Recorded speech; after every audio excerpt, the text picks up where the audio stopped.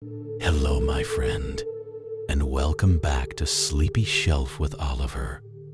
If you are hearing my voice, it means the day is finally over. The world outside may be rushing, but in here, time stands still. The rain is quite steady tonight, isn't it? But you don't need to worry about the damp cobblestones, the cold wind, or the endless thoughts trying to keep you awake. You are safe now, hidden away inside this warm, cozy herbalist shop. The air is filled with the calming scent of dried chamomile and lavender. The amber glass jars are glowing in the candlelight. And I have a quiet tale waiting just for you.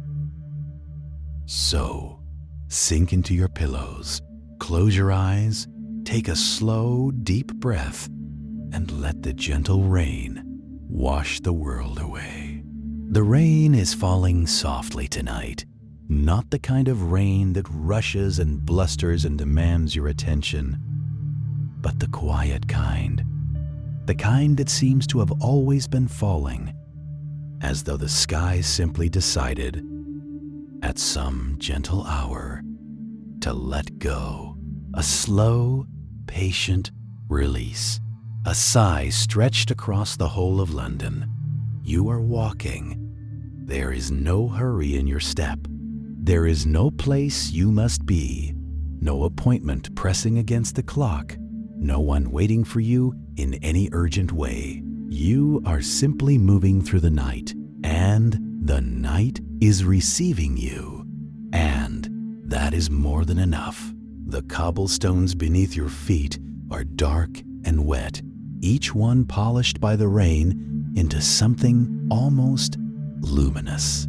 They catch the faint light from distant gas lamps and hold it in small, trembling pools, amber and gold and the palest silver, shifting whenever a new drop finds the surface and sends a slow ring outward. You watch one of those rings expand and dissolve, then another after that. The alley is narrow here. The buildings lean inward on both sides, their old stone faces pressed close together, their upper stories nearly touching overhead. This has the effect of sheltering you somewhat. The rain is softer here, more filtered, arriving in a fine mist rather than individual drops. You can still feel it on your cheeks and on the backs of your hands, cool and light, like something remembered rather than something happening. Breathe in. The air here smells of wet stone and old wood, and something green and alive beneath it all. The particular scent of soil that has been dry for many days and is only now receiving its water. There is something in that smell that reaches all the way down, past thought and past the day's accumulated worry, into some older and quieter part of you. You recognize it. Without knowing why, you have always recognized it. The cobblestones vary beneath your feet. Some are rounded and smooth, worn into gentle curves by 100 years of boots and cartwheels and slow Victorian weather. Others are flatter, slotted closer together, and the rain gathers in the seams between them in thin dark lines. Tiny rivers finding their natural downward path, unhurried and inevitable. You follow the alley as it bends. It is not a sharp turn, but a gradual one, the kind the alley seems to have arrived at by accident rather than design. The buildings on either side are old, very old, and their foundations have settled over the decades into slight angles and gentle leans that give the whole passage the feeling of somewhere that has grown rather than been built, a place that accumulated itself over time. The gas lamp at the far end of the alley is doing its quiet, steady work. Its glass is fogged with the cold, and so its light does not arrive as a clear circle, but as a soft diffusion, a warmth spread broadly across the wet stones beneath it. You pass beneath it. The hiss of the flame inside is barely audible, just at the edge of hearing, a sound like a breath held very gently. The rain taps against a tin downspout. To your left, you slow your walking to listen. It is irregular, the tapping, which is what makes it so soothing. Not a metronome, not a march, but a loosely gathered conversation between falling water and old metal, punctuated by small pauses, by sudden soft clusters, by single drops arriving alone after a quiet moment, and then nothing, and then a few together, and then a long, easy silence before it begins again. You could listen to it for a very long time. You have the sense that you will. You continue on.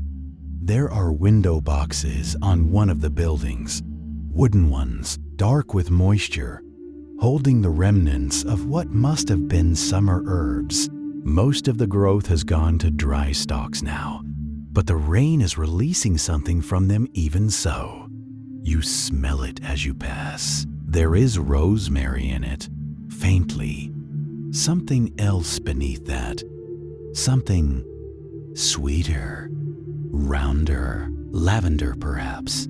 Dried lavender releasing its oils into the damp air around you, giving up its stored warmth from the summer just past. You pause for a moment. You simply stand in the alley and breathe. And the rain falls, and the smell of lavender drifts past you and dissolves. There is no reason to rush. The night is patient. The alley is patient. Everything here has agreed, without discussion, to move slowly. It is then that you notice it. You had not seen it before, because it is set back slightly from the alley's main line.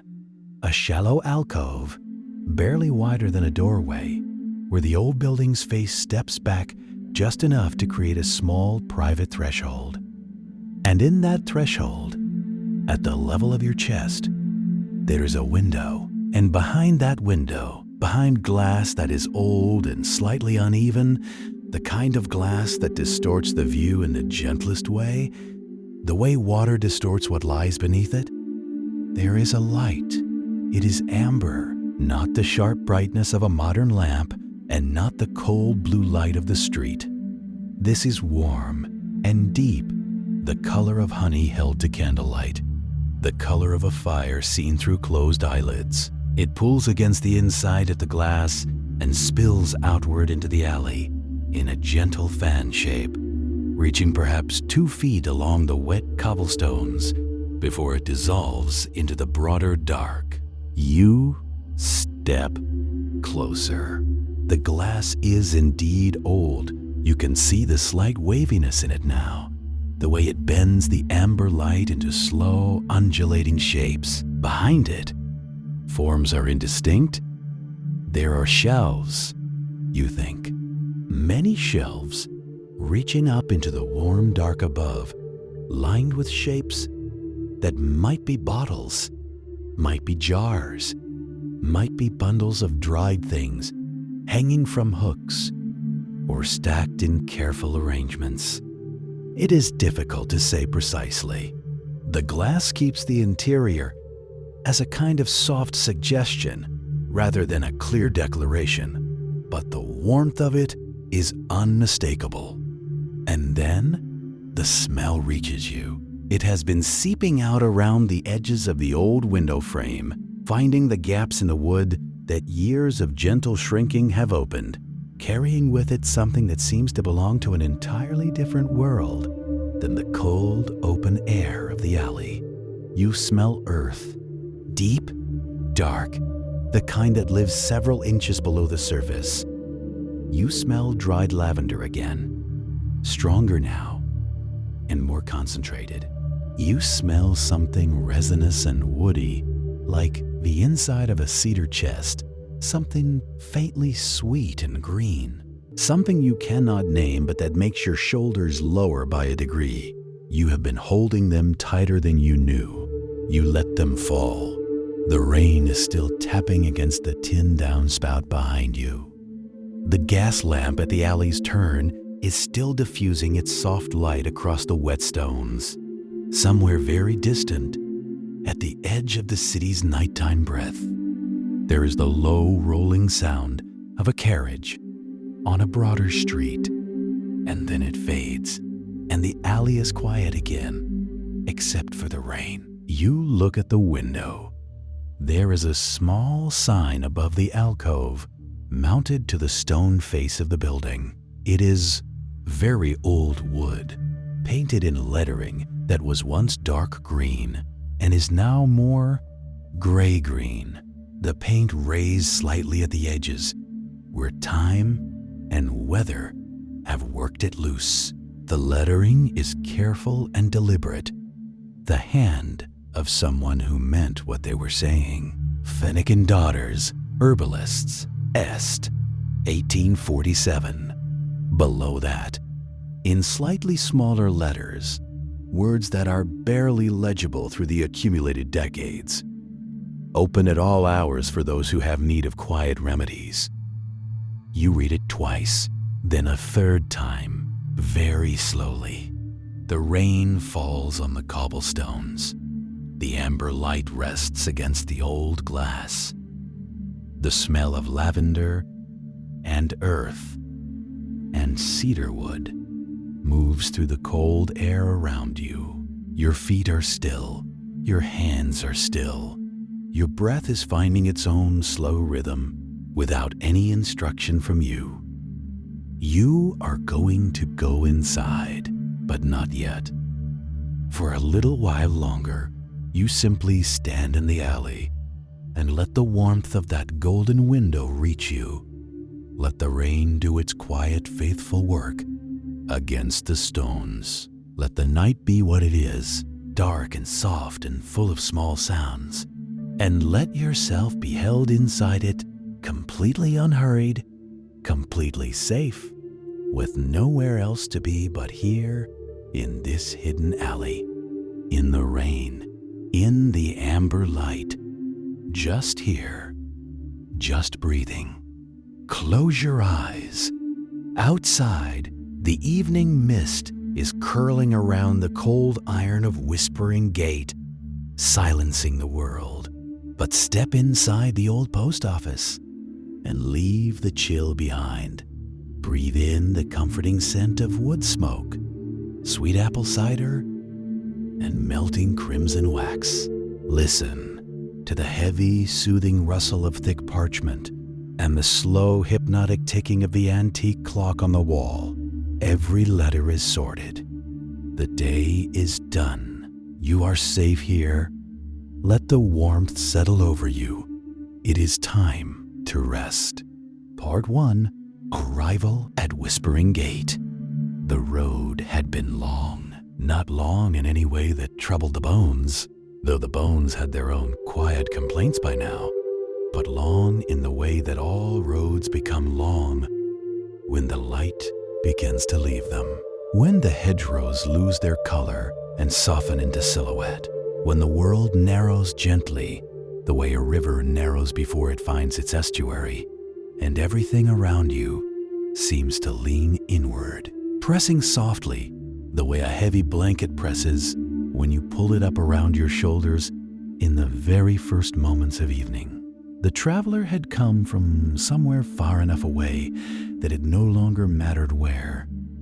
Distance, by that hour, had dissolved. The journey was simply the journey, a series of slow turns, each one leading to the next with a kind of unhurried inevitability, like the pages of a book that turns itself. And then, through the mist, the gate appeared. It was wrought iron, old and dark and beautiful, set between two stone pillars that had stood long enough to gather their own small ecosystems of lichen and moss. Soft, gray-green cushions pressed into the crevices as if the stone itself had grown comfortable and settled in for the night. The gate was tall but not imposing. It had that quality that very old things sometimes carry, a kind of patient grandeur, worn smooth at the edges, that invites rather than warns. Across its arch, letters had been worked into the iron itself, curling, unhurried letters, the kind a craftsman makes when he is in no hurry and takes genuine pleasure in his work. Whispering Gate, they read, and beneath them, in smaller script, a phrase so faded as to be nearly invisible. All letters welcome here. The traveler paused before it. The gate was open, just slightly, just enough, and through the gap came a breath of air that carried something remarkable. Not a smell exactly, or not only a smell, something more diffuse than that. The scent of old stone and cool evening and damp earth. Yes, but beneath those things, something else entirely. The faint, sweet ghost of wood smoke, and beneath that, so subtle it might have been imagined, the clean, dry whisper of old paper. It was the scent, the traveler would later think, of a place that had been quietly minding its own business for a very long time. The village announced itself slowly. A cobblestone lane curved gently away from the gate, its stones worn smooth and slightly uneven underfoot, the kind of surface that asks you to pay attention, to feel each step. On either side, ancient trees stood close, oaks and elms whose roots had long ago lifted and resettled the cobblestones nearest their trunks, so that the lane seemed to breathe, to ripple, as if it were alive and sleeping. The trees were whispering. That is not a fanciful thing to say. The wind through Whispering Gate moved differently than wind moved elsewhere. Or perhaps it was simply that the leaves here were older and more numerous and arranged by decades of growth into something very like a natural instrument. Whatever the reason, the sound they made was extraordinary. A soft, continuous susurrus, not quite a rustle and not quite a sigh, but something in between. A sound that had no hard edges in it anywhere. A sound that seemed designed to slow the breath and still the mind. The traveler walked slowly, listening. A house here, a house there, curtains lit from within, warm amber pressing through the glass, a cat on a windowsill, watching with a calm authority that cats bring to observation. A wreath of dried herbs above a door, a garden gate latched with something climbing over it in happy disorder. Climbing roses, perhaps, though in the twilight it was difficult to say. The village was small, and in its smallness, it was complete. From somewhere behind and above, from the direction of the main lane it seemed, though the mist made direction uncertain, came a sound, low and rhythmic, growing gradually, then peaking, then receding, the sound of hooves on cobblestone. The traveler stopped. Through the mist, a shape resolved, a horse-drawn mail carriage, moving at a steady walk, its lamps lit and swinging softly with each step of the horse. It was a beautiful thing, dark lacquered wood, iron-rimmed wheels turning with a low hum over the stones, a stack of leather satchels roped to the luggage board at the back. The horse was a gray, heavy-set and calm, its breath coming in slow plumes in the cool air. The driver sat high on the box, bundled in a coat of dark wool, a hat pulled low. He did not hurry. He did not need to. The horse knew its route, and the route was the route it had always been, and there was no urgency in any of it. The carriage passed. The sound of hooves faded into the mist, slow, slow, slower, like the ticking of a clock winding down. until there was nothing left of it but the echo. And then not even that, just the trees again, whispering, just the cool air, just the soft, damp quiet of a village settling into evening. And then the traveler saw the light. It fell from a window, not a large window, but a generous one. Its glass slightly uneven in the way of old glass, so that the light that came through it moved a little, shimmered a little, as if alive. The light was amber, not yellow, not orange, but that particular amber that comes from oil lamps with good wicks and warm glass, a color that seems to contain within it some memory of fire and warmth and long evenings indoors. It fell onto the cobblestones in a long, soft rectangle, and the damp stones caught it and held it, gleaming. Above the door, a sign hung from a short iron bracket, swinging very gently in the evening air. The sign was wooden, old wood, painted and repainted many times over, so that the layers showed at the edges, and upon it, in careful gold lettering that had faded just enough to feel entirely right, were the words Whispering Gate Post Office, and below that, Est, 1847. The sign swung. It made no sound. The traveler stood for a moment on the cobblestones, looking at the door. It was a good door, a proper door, with a brass handle worn smooth by generations of hands, and a small window in its upper half through which the amber light fell in a warm rectangle onto the step outside. The step itself was stone, slightly hollowed in the center from long use, and that hollow seemed to the traveler perhaps fanciful, perhaps not, like a kind of welcome, like the place where welcome lives, worn into the world by repetition. A breath, a step forward. The door opened with a sound that was barely a sound at all, just the soft compression of warm air against cool, the faint whisper of old hinges, the quietest possible announcement of an arrival. Inside, the world changed. It changed slowly, the way warmth changes things.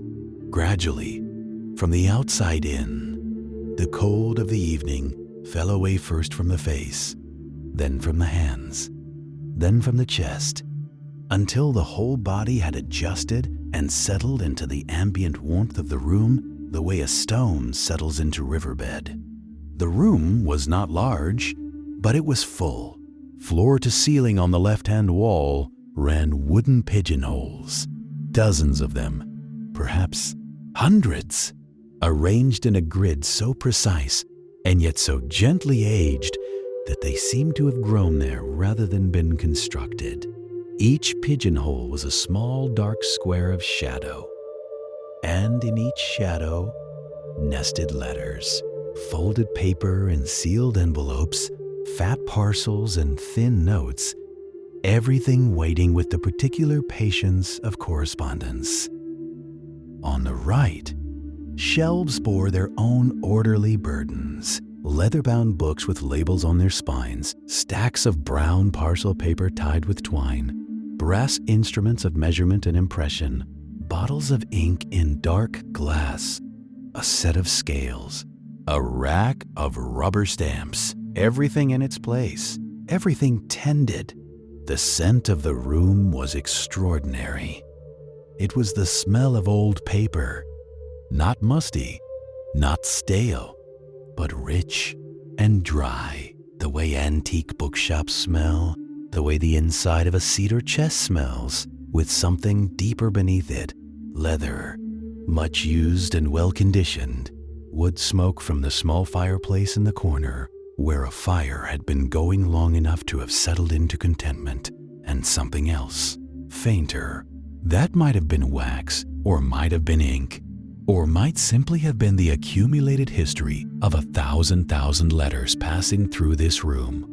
Over more than a century, the traveler breathed it in. behind the long wooden counter, bent over a stack of envelopes, arranged in careful rows, was a man. He was elderly, not frail, but properly old, the kind of old that carries its weight easily, that has learned over many decades not to hurry and has found that unhurrying suits it well. He wore a woolen vest over a white shirt, the vest a rich navy with small buttons that caught the lamplight. His spectacles sat slightly low on his nose, not slipping, but settled there as if they had found their position long ago and saw no reason to move. His hair was white and combed, his hands steady and precise over the envelopes. He was sorting. Not quickly. There was no speed in what he did, only accuracy. He would take an envelope from the stack, hold it a moment, read the address with the attention of someone who genuinely cared where it was going, and then place it with soft finality into the correct pigeonhole behind him. The sound this made, the dry whisper of paper against wood, was repeated every few seconds, steadily, like the clicking of the clock on the mantelpiece above the fire. He looked up. His eyes behind the spectacles were a warm gray blue, the color of the sky on a morning when the weather cannot quite decide. They carried without effort the unmistakable expression of a person who is genuinely glad to see another person. "Ah," he said, "just that." Quietly, as if the traveler's arrival had been not unexpected, not exactly, but simply right, as if the evening had been waiting for this moment and was now settling into its proper shape. "You'll have come a long way," he said. It was not quite a question. "I have," said the traveler. The postmaster nodded, the way people nod when a thing confirms what they already suspected, and set down his envelope with the same careful deliberateness with which he had been handling all the others. "Well," he said, "you're here now, and somewhere in the warmth of that small room, in the amber light and the scent of old paper and the soft ticking of the clock and the muffled whispering of the ancient trees outside, the traveler felt, with a certainty as quiet and complete as the village itself, that this was entirely true. Here, and arrived, and safe. Outside, the mist deepened. The village of Whispering Gate settled into the long, gentle dark of a perfect evening, and the fire in the corner of the post office crackled once, softly, and burned on. Part 2. Inside the old post office, the postmaster moved the way water moves through a calm place, not slowly exactly, but without any of the small urgencies that most movement carries. No sharp turns, no sudden reaches, every gesture completed before the next one began, as if each motion were a sentence that deserved its own full stop before the next was started. He came around from behind the counter with a quietness that the old floorboards accommodated entirely. They did not creak beneath him, or if they did, it was a creak so familiar and so expected that it had long since become part of the room's natural breath, as unremarkable as the ticking of the clock or the low voice of the fire. "Come in properly," he said. "Close the door behind you. The village air is lovely, but it has a way of following you in if you let it linger." The traveler closed the door.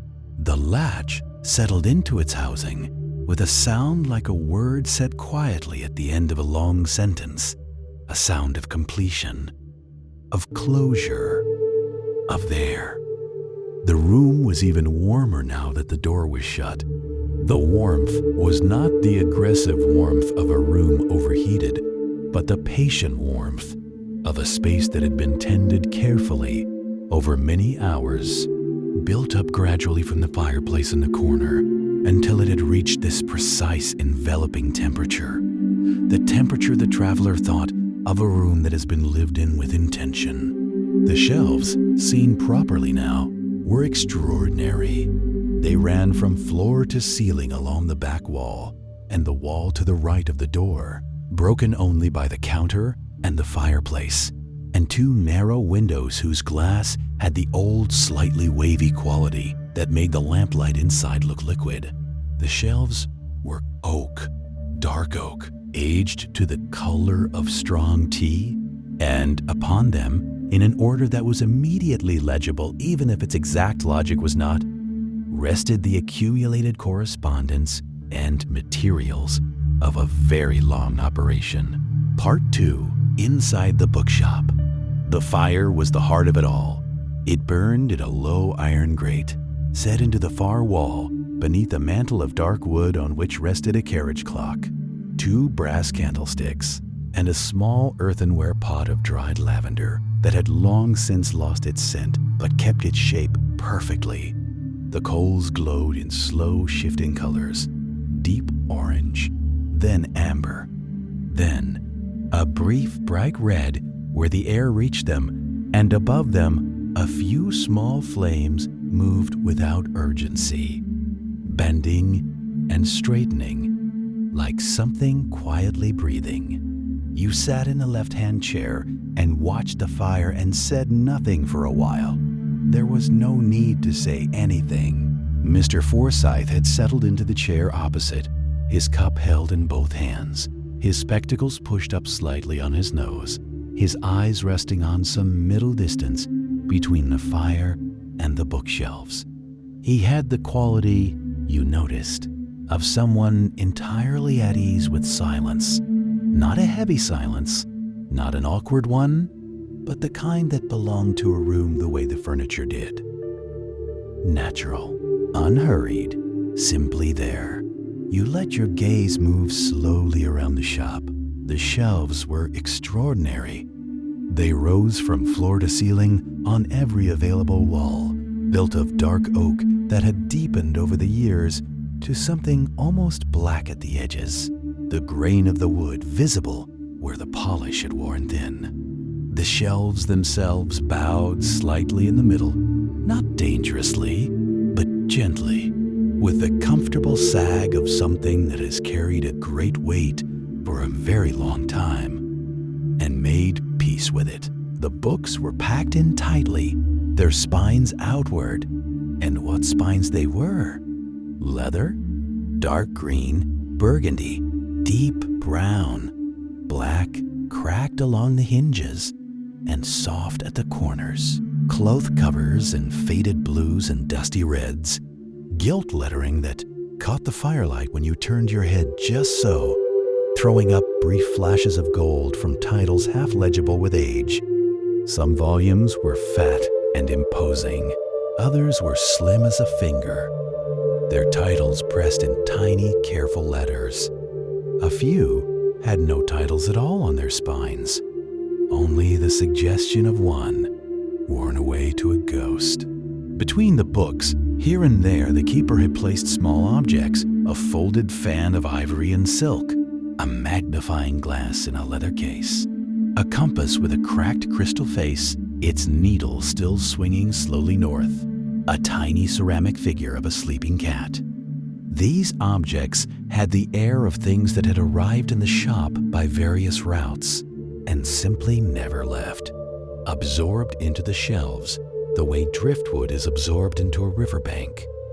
The ladders were a particular delight. There were 2 of them, tall, narrow, built of the same dark wood as the shelves, their rungs worn smooth and slightly shiny from long use. They hung from brass rails that ran the length of the 2 longest walls, fitted with small brass wheels so that they could be slid from one end to the other with a push. One of them stood at a slight angle near the far corner, as though someone had climbed it recently and left it there without quite meaning to. The other rested against the section of shelving nearest to you, and, looking up along its length, you could see that the top rungs disappeared into shadow, the highest shelves lost in the dimness above the lamplight. You wondered what was up there, what titles waited in the dark, what had been placed on the topmost shelves and perhaps not touched in years, decades even, settling quietly into the particular stillness of things that are no longer looked for. "The upper shelves," said Mr. Forsyth, as though reading your gaze, "are for the books that have found their permanent home. They are not for sale. They simply belong here." He said this without apology or explanation, as though it were the most natural arrangement in the world. Quite. Some coastlines curved where you expected them to be straight. Some seas bore names you had never encountered. The second globe was smaller and showed not the earth but the heavens, constellations picked out in faded gold against a dark ground, the figures of the old star patterns drawn in delicate lines between them. Orion with his belt, the bear, the twins, the names written in Latin, worn to near illegibility, but still faintly present. The third and smallest globe sat in a wooden cup and appeared to be purely decorative, a sphere of pale blue glass with a single silver countenance visible, abstract and dreaming, like a world seen from very far away. On the counter beside the ledger, the ink bottles, a row of them varying in size, stoppered with cork or fitted with tiny glass lids. Some were almost empty, their contents reduced to a dark residue at the bottom. Others were full, deep black or a dark sepia brown, or in one case, a rich midnight blue that caught the lamplight in a way that made you want to pick up the nearest quill and simply make a mark. Any mark? Just to use it. The quills lay in a flat wooden tray beside the bottles, half a dozen of them, their nibs cut at different angles, their feathers varying from plain gray to a pale cream. One had been recently used. Its nib was still dark, and a small curl of dried ink marked the edge of the tray where it had rested. "Do you still write by hand?" you asked. "Always," said Mr. Forsyth simply. "A pen moves at the right pace for thought. A typewriter hurries one along. And as for the other devices," he made a mild gesture with one hand that suggested the entire modern world. "They seem to me to move rather faster than the things worth saying." He rose then quietly and crossed to a small alcove set into the wall beside the counter, a recess you had not noticed before, half hidden behind a curtain of dark green velvet that had been drawn aside. Inside the alcove was a spirit stove, a small tie. "I thought perhaps cocoa," Mr. Forsyth said, more to himself than to you. "The evening seems to call for it." His movements were deliberate and practiced, measuring the powder, setting the small pot to heat, stirring with a long-handled spoon in slow circles. Steam rose from the pot in a thin column, catching the candlelight, curling upward, and dispersing into the warm air of the shop. The smell that began to reach you was extraordinary, deep and sweet and rich, with a thread of something almost smoky beneath it, like chocolate kept near a fire. He brought the cups on the same small tray as before, setting them on the low table between the chairs. The cocoa was dark and steaming, topped with a small amount of cream that was just beginning to melt into it in slow white spirals. You wrapped both hands around the cup. The warmth moved up through your palms. "Do you have many visitors?" you asked, after a while. "Enough," Mr. Forsyth said. "Not so many that the shop feels busy. Enough that it feels alive." He gazed into the fire. "There is a school teacher, who comes on Thursday afternoons and spends an hour with the natural history section, a retired naval officer who buys maps, though I believe he no longer sails, a young woman who reads poetry standing at the shelves because she tells me it is different from reading it seated. She says, the words move differently when you are on your feet. He smiled at this, briefly and warmly. And then there are the unexpected ones, he said, like yourself, people who find the lane by chance, or by necessity, or by something else entirely that doesn't quite have a name. The fire ticked softly. Somewhere in the shelves, a book shifted, the small sound of a volume settling against its neighbor, a sound like a sigh. What draws people to books, do you think? You asked. Mr. Forsyth considered this for a long moment, his head tilted slightly, his eyes moving slowly around the room, as though the answer might be visible somewhere among the shelves. Company, he said at last. I think it is most fundamentally company, the sense that someone else has thought carefully about something and set it down, and that you are welcome to follow along. It is, he paused, searching, like finding a lamp left burning in a window. Someone has been here before you. Someone left a light. The rain outside had settled into a steady, gentle sound, not drumming, but a continuous soft, white noise hiss against the glass, punctuated occasionally by a deeper note when a drop found the window ledge or the iron bracket above the door. Inside, the fire burned on. The lamps held their amber pools of light. The books waited in their thousands on their shelves, patient and present, each one a voice that had once said, listen. You drank your cocoa slowly.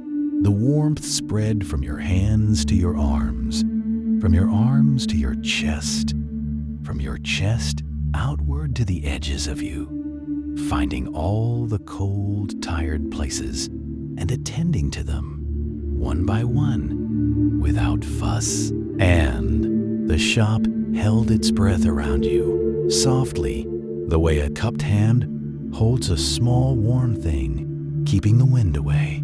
From somewhere deeper in the cottage comes the small, clear sound of water being poured. You hear it clearly in the hush.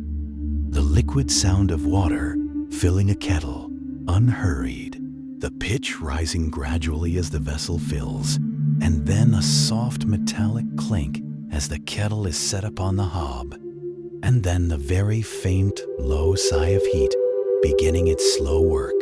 The quilt maker returns to the workshop, drying their hands on the edge of their apron.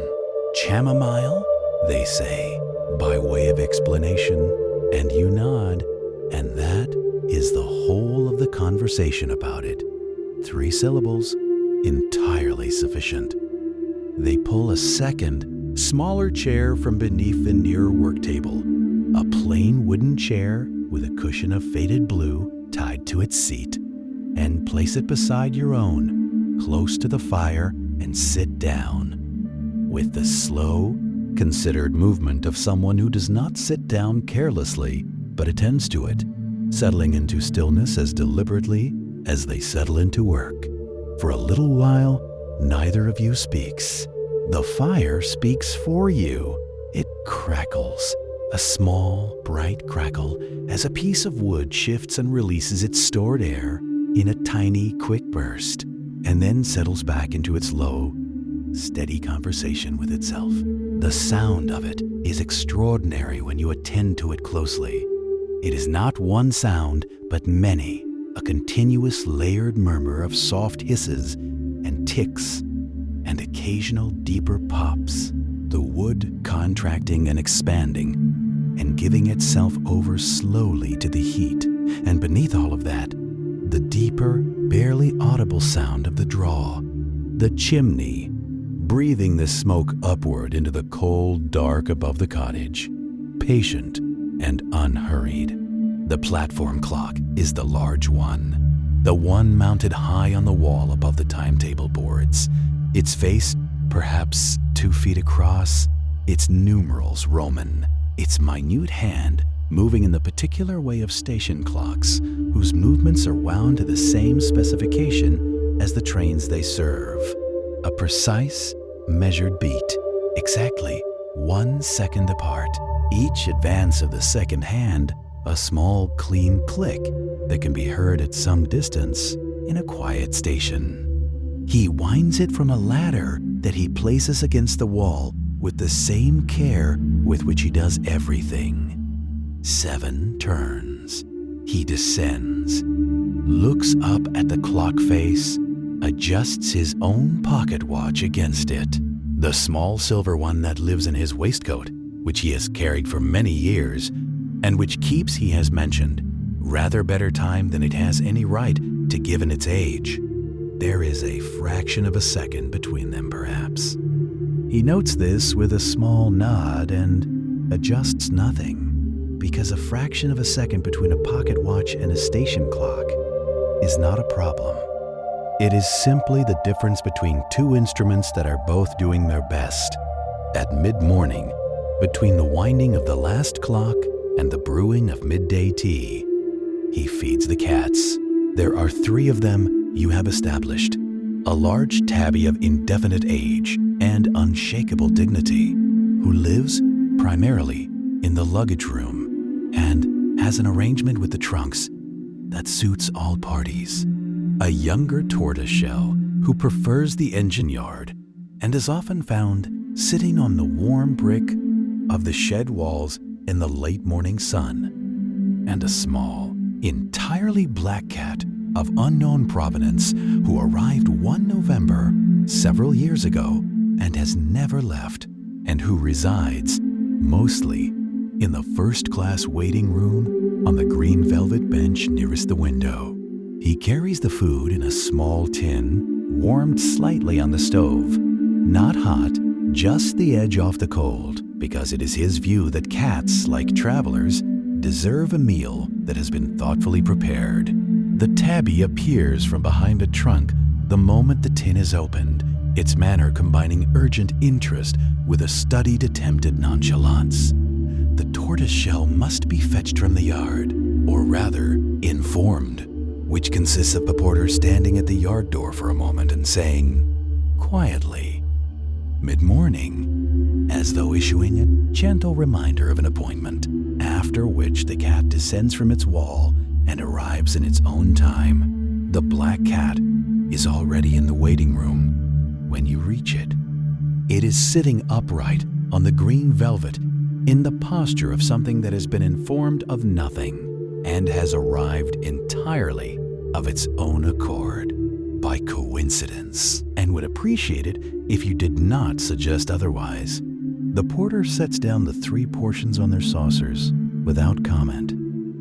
He watches them eat for a moment with the expression he reserves for things done well. A quiet, settled satisfaction. Not proud exactly, but pleased in the way that one is pleased by the correct functioning of a system that has been designed with care. Midday tea is made with the same attention as every other thing. The water is brought to the full boil and not a moment past it. He listens to it, the pot on the range, hearing the moment the boil becomes a full rolling boil by its sound alone, lifting the pot at precisely that moment with a cloth around the handle, and carrying it to the teapot, which has been warmed with a small quantity of water, swirled and emptied beforehand. The tea, loose measured in the small silver spoon he keeps for exactly this purpose, is allowed to steep for 4 minutes. Not 3, not 5. He watches the platform while it steeps. You stand beside him at the window, the 2 of you looking out along the length of the platform as the midday train comes in. It comes in slowly, as all trains come in here. This station is not a fast station, not a rushing through station, but a considered one. A station where arrivals are taken seriously. The engine rounds the gentle curve at the platform's far end with a long descending sigh of steam, its wheels already slow, the great driving rods completing their circles with a stately deliberation that is, in its way, beautiful. The carriages follow, swaying very slightly as the speed falls, their windows passing like a sequence of lit rooms. A face here, a hand on a window there. Someone reaching for a bag on the overhead shelf, someone leaning back with eyes closed, already somewhere else in their thoughts. The train stops, the platform receives it. A handful of passengers descend, and a handful board, and there is a brief, ordinary bustle of the kind, thousands of times a day, at thousands of stations across the country, without anyone marking it as remarkable, which is perhaps the best evidence of how remarkable it is. An engine and its carriages and its fuel and its crew and its timetable all converging at exactly this point, at exactly this hour, day after day, the whole enormous, intricate system of it functioning so reliably that the people stepping on and off do so without looking up, without marveling, without once considering what it required to make this ordinary moment possible. The porter watches all of it. He watches it the way he winds the clocks and polishes the handles and writes the ledger entries and feeds the cats with full attention, without urgency, finding in the watching what he has always found in every task that is done completely and without remainder. The train departs. The platform is quiet again. Tea should be ready, he says, and you go in. The station breathed differently after midnight. It was Emiliano who suggested the walk, not the young porter who scurried about with luggage carts and apologies, but the older one, the one with the silver-threaded mustache and the unhurried way of moving, as though he had long since made peace with time. He had found the traveler sitting alone on a bench near platform 3, coat folded across the lap, eyes fixed on nothing in particular. A quiet person recognizes another quiet person. Without ceremony, Emiliano had said only, "Come, the tracks are worth seeing at this hour." And somehow, without question, the traveler had risen and followed. They passed through a low iron gate at the far end of the platform, the hinges sighing like something half asleep, and stepped out into the open space behind the station where the world fell away into a long corridor of shadow and silver. The tracks ran ahead of them in twin lines, curving gently out of sight toward the eastern hills. At this hour, they had stopped being instruments of industry and become something else entirely, something lunar, almost devotional. The rails caught the starlight along their polished upper edges and held it so that two unbroken rivers of soft luminescence stretched into the dark, parallel and patient, as though the sky had simply decided to lie down and rest a while upon the earth. The traveler slowed without meaning to, arrested by it. "I never get used to it," Emiliano said, noticing. 22 years, and I still stop here most nights to look." The gravel underfoot gave a small, muffled crunch with each step, a sound like the settling of a house, like the turning of pages in an empty library. It was cool out, but gently so, the kind of cool that does not demand anything of you, that simply rests against the skin, the way a grandmother's hand rests against a forehead. The traveler pulled the coat on properly and felt, with some surprise, deeply comfortable. Far down the yard, 3 or 4 trains stood in their sidings, dark and enormous. They were not sleeping exactly. Machines do not sleep, but they had assumed something like the posture of sleep, still, massed, their breath held.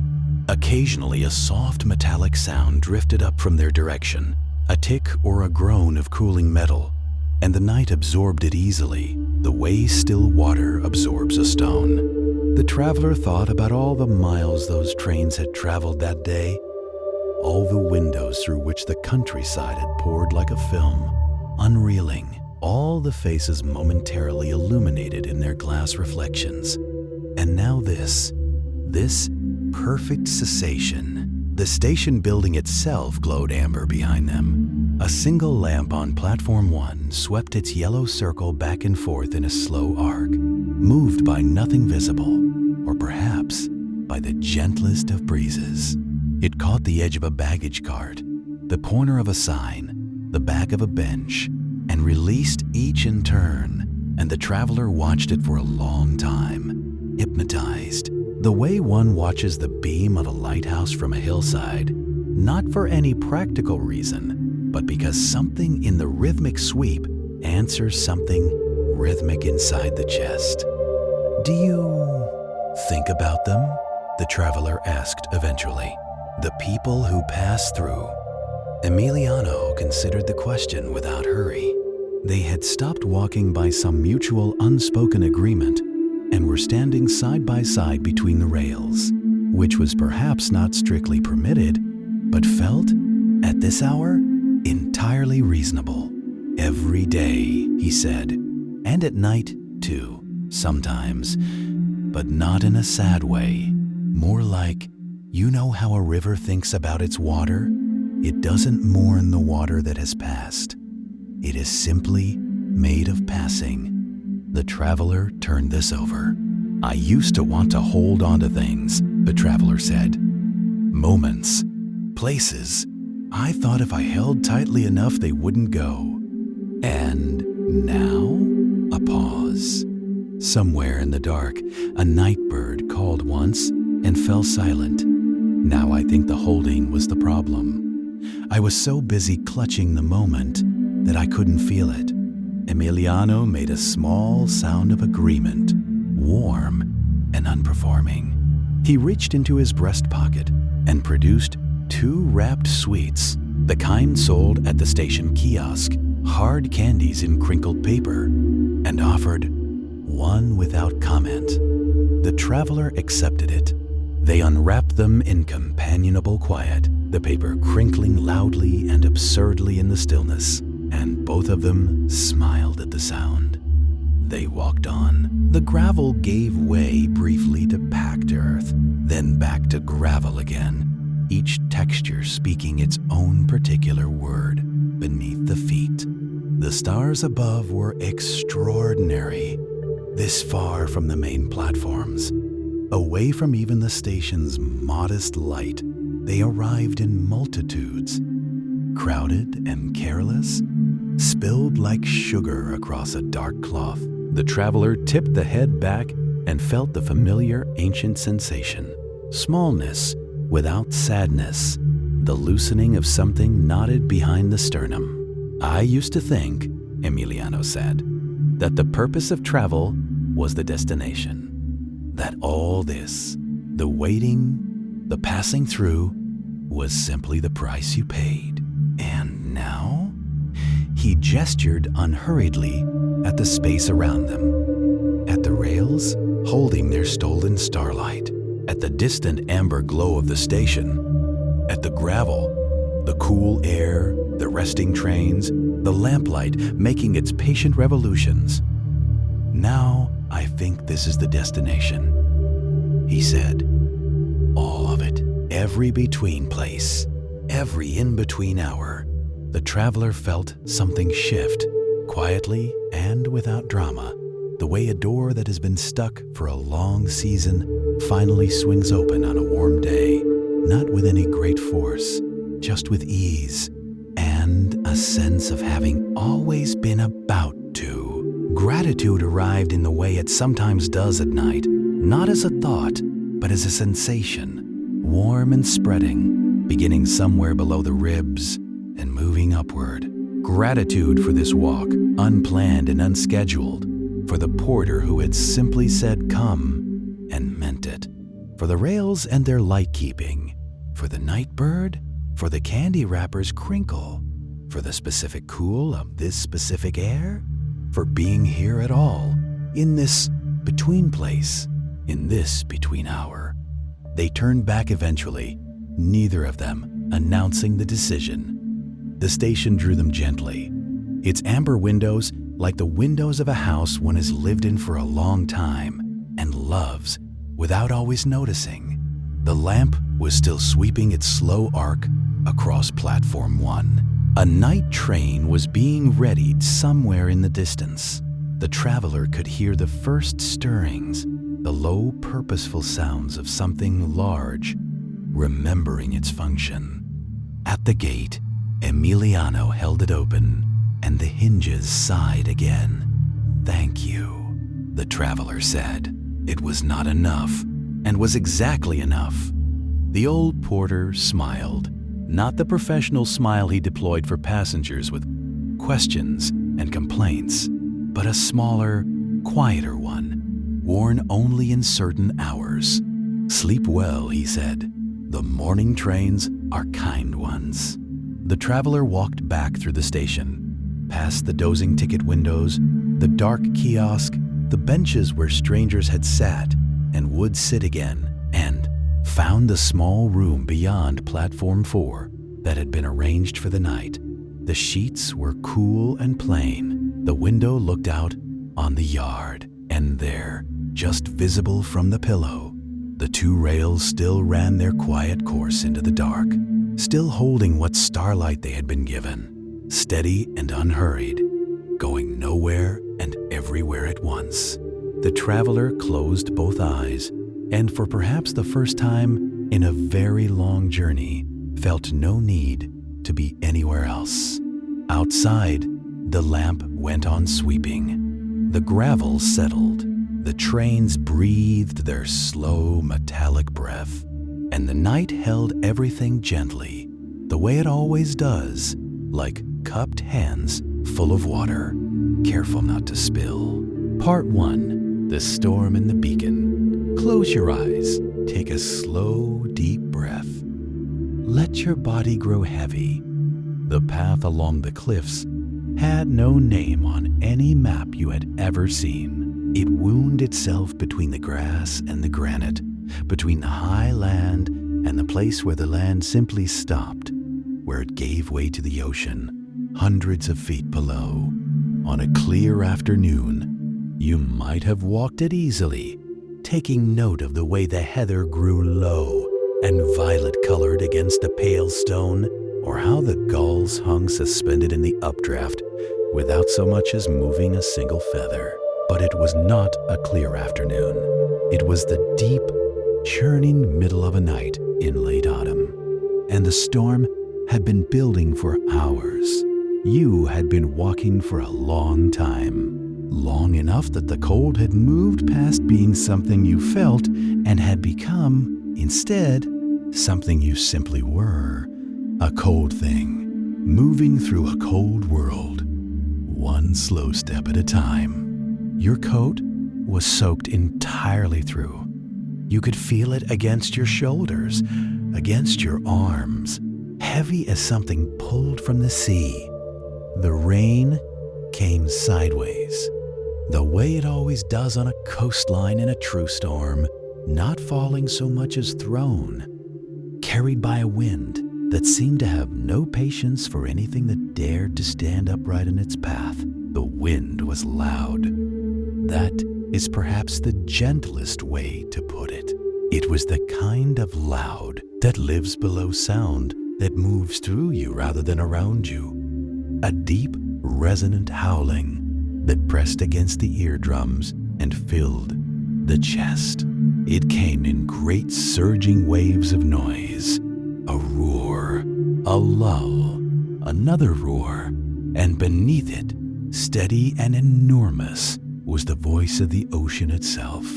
You could hear the waves far below without seeing them. Great walls of dark water, rising and collapsing against the cliff face, sending up bursts of white spray that the wind then caught and flung across the path in cold, stinging curtains of salt. Across the dark cliff top, 3 seconds, A pause. 3 seconds. You let your shoulders drop. You let your hands fall open at your sides. You breathed in the warm, still air of the lighthouse, and you felt, slowly, gently, without drama, the cold begin to leave you. Rest now. You are inside. You are warm. There is nowhere else to be tonight. Listen to the sound of the waves far below, muffled by the stone. Let the storm do what storms do, out there beyond the walls. You are safe. You are dry. You are still. The beam turns. The waves breathe. The lighthouse holds. Above it all, the beam continued its patient revolution. Golden, slow, unwavering. You fixed your eyes on it and walked toward it. The headland leveled off at the top, and then the lighthouse was simply there, far larger than it had seemed from below, which is the nature of lighthouses seen up close. It rose from the rock in a single column of ancient granite, perfectly round, its stones darkened by generations of weather and salt and time. The tower itself disappeared upward into the fog, but you could see the glow of the lamp room high above, blurred and haloed by the mist, sending its great arm of light swinging out over the water, again and again and again. At the base of the tower, almost an afterthought, was the keeper's cottage, low, thick-walled, its small windows dark except for the faintest suggestion of amber warmth from deep within. And set into the base of the tower itself, facing away from the sea, was a door, an enormous, ancient door, oak by the look of it, though it was difficult to say in the darkness, black with age and weather, iron banded across its width with 3 great horizontal bars of dark metal. The iron itself knotted with old rust, the color of dried blood. The hinges were enormous, elaborate, the work of a blacksmith who had believed in permanence. A metal ring served as the handle, heavy enough that you needed both hands to turn and pull it. The storm pushed at your back as you reached for it. The door opened inward. You felt the resistance of its weight, and then, all at once, it gave, swinging away from you on hinges that groaned like something waking from a very long sleep. And you stepped through, and the world ended. Not literally, but that was how it felt. Your lips tasted of the sea. Everything tasted of the sea.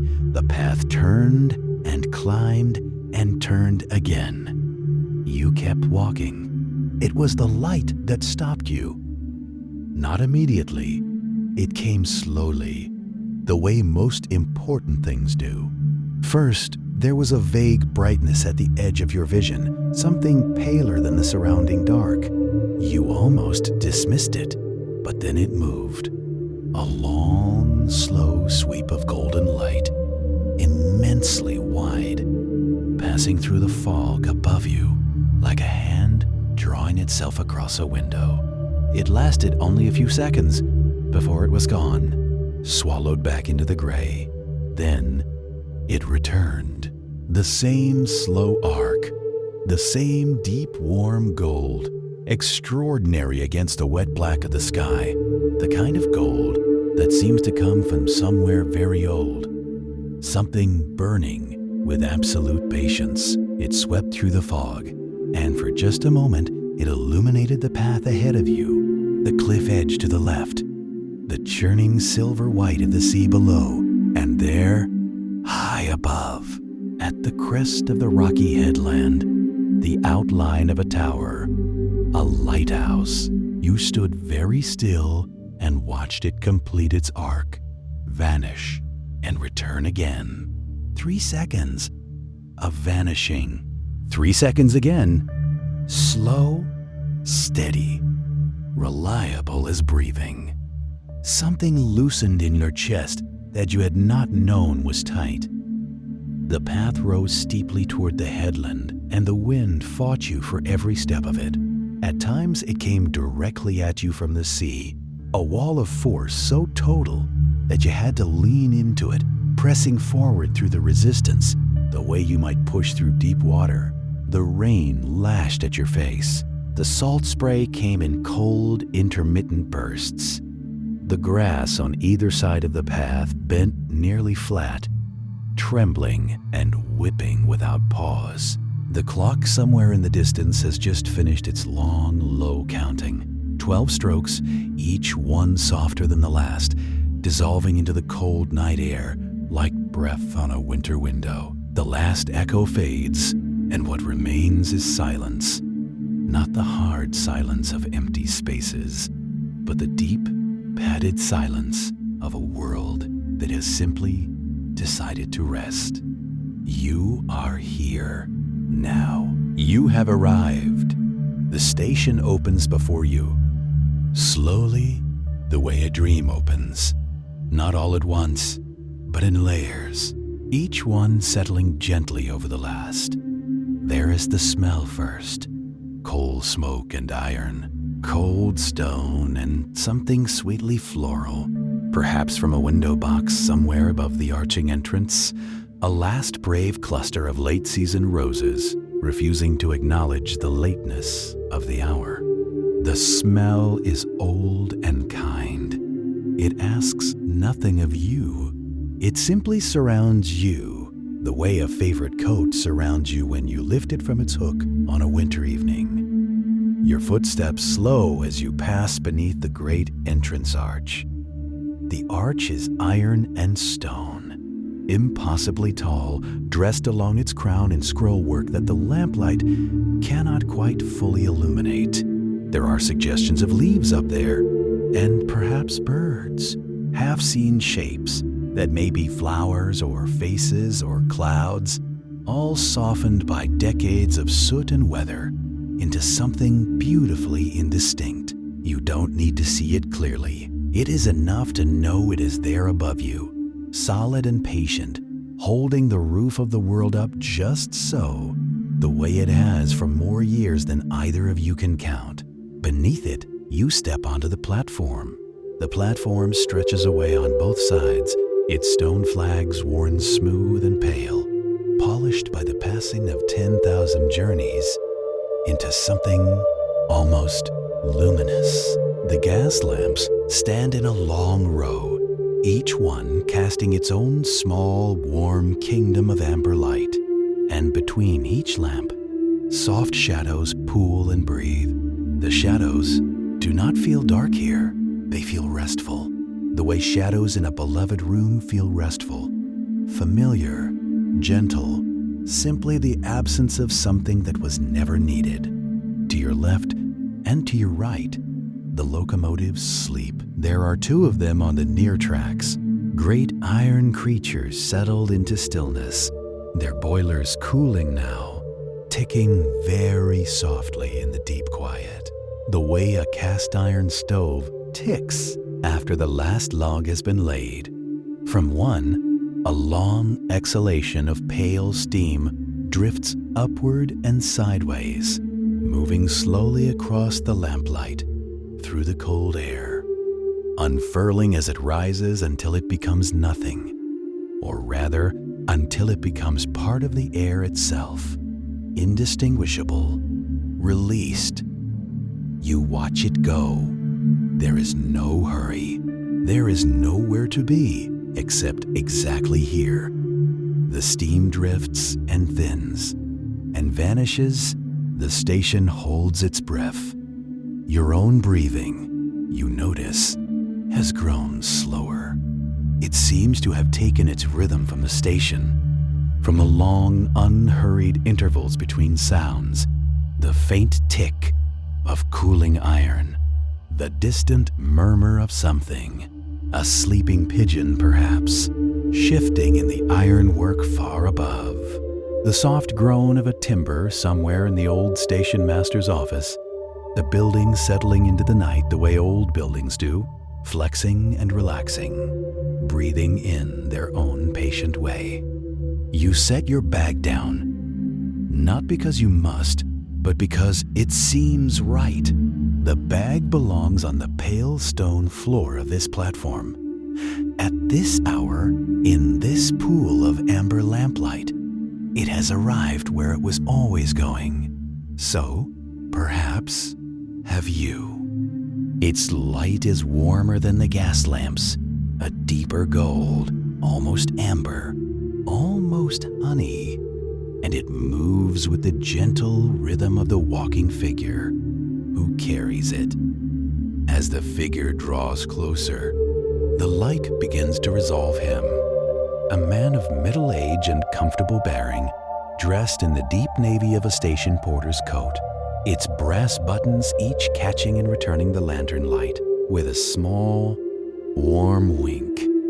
His cap sits level and easy on his head. His scarf, a dark wool affair wound once around the neck, gives him the look of someone who has made sensible peace with the coldness of the world. He walks as though he has all the time that has ever existed, because here he does.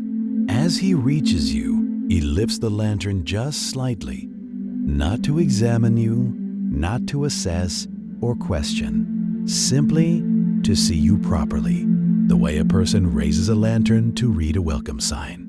And the expression on his face as the light falls upon you is one you have perhaps not seen in some time, but which you recognize entirely, the expression of someone genuinely glad to find you here, not surprised, not hurried, simply, warmly glad. He smiles. It is not a large smile, not the theatrical smile of someone performing welcome. It is a quiet smile, the kind that lives in the eyes as much as the mouth, the kind that takes a moment to arrive and stays once it has. The lines beside his eyes deepen very slightly. The lantern swings once, then settles. "Good evening," he says. His voice is low and even, pitched for the quietness of this hour. Not a whisper, but something adjacent to it, something that understands the silence around it and chooses not to disturb it overmuch. Each word is given its full weight and then released, the way he might set a warm cup down on a wooden table, gently, without hurry, meaning it, or perhaps, he continues with the smallest tilt of his head, good midnight would be more accurate. You find that you are smiling too. I wasn't sure. You hear yourself say, and your own voice sounds softer here, easier, as though this place has already begun to do its quiet work on you. Whether anyone would still be about at this hour, he considers this with the air of someone who has all the time needed to consider anything. The lantern sways very slightly in the draft from some far corner of the station. Someone is always about, he says at last. The station doesn't sleep.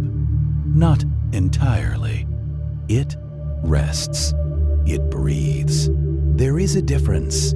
He glances down the long platform toward the two great locomotives standing in their quiet repose, the steam still drifting from one in long, slow veils.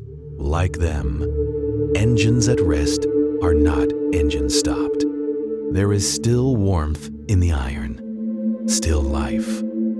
He looks back at you. You've had a long journey. It is not a question, but you nod, because it is true, not only of tonight, not only of the miles that brought you to this platform, but of something larger and less easily named, the kind of long that accumulates slowly, the way dust accumulates on a windowsill, until one day you look up and wonder when the light grew so dim. He nods too, as though he understands all of this without needing to hear it. Then you are in exactly the right place, he says simply, and you find Standing here beneath the great iron arch, in the amber lamplight, with the steam drifting slowly upward into the cold and quiet dark, that this is precisely, completely true. The door he opens for you is small and set deep into the station wall, framed in dark painted timber that has swelled and settled over many winters into a perfect, particular fit. The kind of fit that requires no key, no latch lifting, only the gentle press of a familiar hand. He presses his, and the door opens, and the warmth comes out to meet you like something alive. You step inside. The room is not large. It does not need to be. Its dimensions are precisely what they should be. Wide enough for 2 armchairs before a hearth. Long enough for a counter along one wall. Low enough in the ceiling that the lamplight reaches every corner without effort, filling the room the way warm water fills a cupped palm, completely, easily, all the way to the edges. The ceiling is dark timber, crossed by beams that have blackened gently over decades of coal smoke and pipe smoke and lamp smoke, and the walls are paneled to shoulder height in the same dark wood, smooth and close-grained, polished by the incidental touch of passing hands until they hold a quiet gleam. The stove stands against the near wall. It is a small cast iron thing, squat and serious. Its door set with a mica window through which the fire inside can be seen burning in long, slow pulses, amber deepening to orange, orange to a brief and beautiful red at its heart, then settling again. The coals shift once as you enter. A tiny subsidence, a private rearrangement, and a small shower of sparks drifts upward and vanishes behind the glass. The heat the stove gives off is the best possible kind. Not aggressive, not dry, but gentle and pervasive, filling the room from the floor upward, loosening the cold from your shoulders, the way a long breath loosens tension from the chest. You stand before it for a moment. Your hands, you notice, have unclenched. "Sit, please," the night porter says, setting his lantern on its hook by the door, where it joins 3 others already hanging, all lit, all swaying very slightly from the disturbance of your entrance. Their combined light making the room flicker once, warmly, before settling. He gestures toward the nearer of the 2 armchairs, a deep, tufted thing, upholstered in a fabric that was once perhaps burgundy and has faded over many comfortable years to something closer to the color of dried rose petals, a color that has no precise name but feels immediately and entirely right. You sit. The chair receives you the way a good chair always does, with a small sigh of leather and horsehair, a settling, an accommodation as though it has been waiting in precisely this configuration for precisely you at precisely this hour. Your back finds the curve of the backrest. Your arms find the arms. Your feet, almost of their own will, move closer to the warmth of the stove. You could sleep here. You understand that now, with a clarity that is itself restful. You could sleep here very easily and very well. The night porter moves to the counter. The counter runs the full length of the opposite wall, dark wood polished to the same quiet gleam as the paneling, its surface bearing the collected evidence of a long and careful working life. At the far end, a row of leather-bound ledgers stands in perfect alignment, their spines stamped in faded gilt, years and routes and the names of lines that once carried the world from one side of the country to the other. Beside them, a sheaf of timetables, thick cream-colored paper, folded with precision and stacked with the patient tidiness of someone who knows exactly where everything is and has no need to prove it. a magnifying glass on a brass handle, a pen lying at rest beside an open inkwell, its nib still faintly dark. Part 1. The gathering storm and setting the scene. Settle in. Now, pull the covers just a little closer and let your shoulders fall all the way down until you feel the soft resistance of the mattress cradling you from below. That's it.